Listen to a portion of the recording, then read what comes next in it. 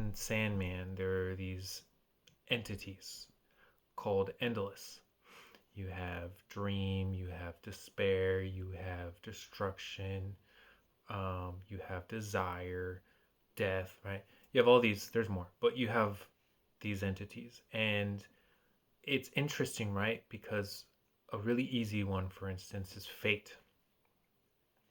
Fate knows all fate, but also fate is trapped by that responsibility, right?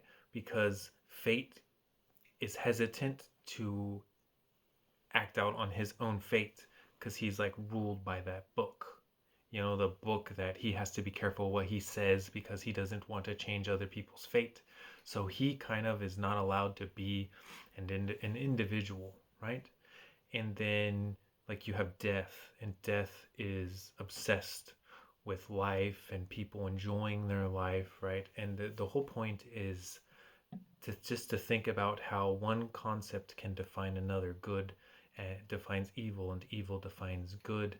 Death cannot exist if there is no life for with which to measure it. In order to have despair, you need to have you know happiness or the lack of despair, right? You need the opposite because you cannot have despair if you don't have the thing to measure it against.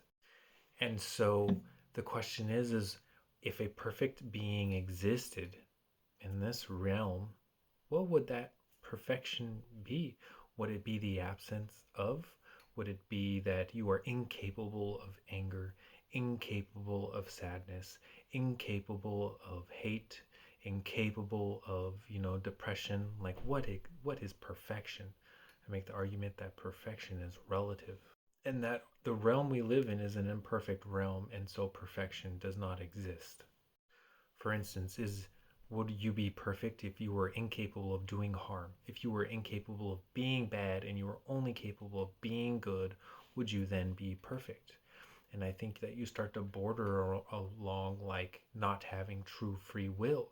If you took all these negative things out of a person and you'll only allow them to be the positive thing or the good thing, one, what would that look like, right? Because as I said previously, despair is defined by hope, life is defined by death, right? So this entity would just be like an autonomous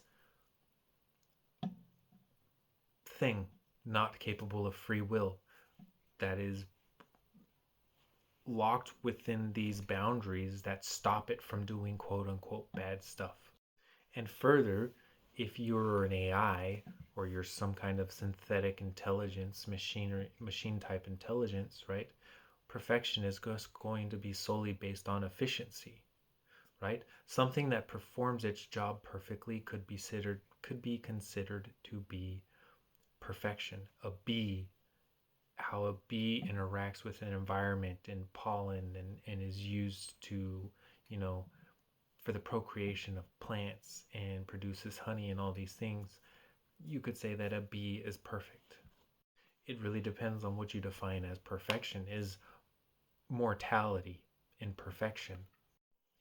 And so, on the conversation of perfection, I want to talk about the Borg, right? In Star Trek, the Borg, which is this, if you watch Doctor Who, it's kind of like this Cybermen type of idea where you had this race who kind of implanted bionics into themselves over time, and now it's kind of like a hive mind that is obsessed with obtaining perfection. And the way that it obtains perfection is to assimilate other races so that it can get closer and closer to whatever that perceived perfection is.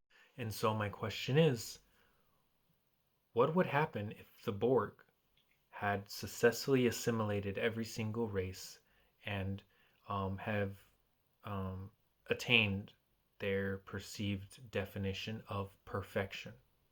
What would they do then? And in that same way, humans.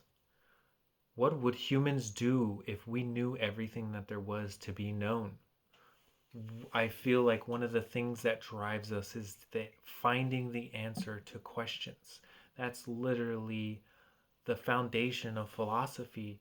Is I don't understand how this works, but I want to understand how this works. What is my meaning? What is my purpose? what is this thing's meaning? What is this thing's purpose? How do things interact with their environment and their system? And I look at, like, Greek art, Greek sculptures. At one point, the Greeks had obtained like 100% accuracy with how they created sculptures, but it became boring. So they started emphasizing things that were not accurate with the nature of human anatomy. And by doing that, now they attract the eye. Because when you look at something that looks normal, normal is typically boring, for many people, right? But the more abstract and the more bizarre and the more something stands out with, the more it captures our attention. We love things that trick us or are a mystery to us that we don't understand. So, what would humans do if we had attained all knowledge? I think that we would become bored. Some of us.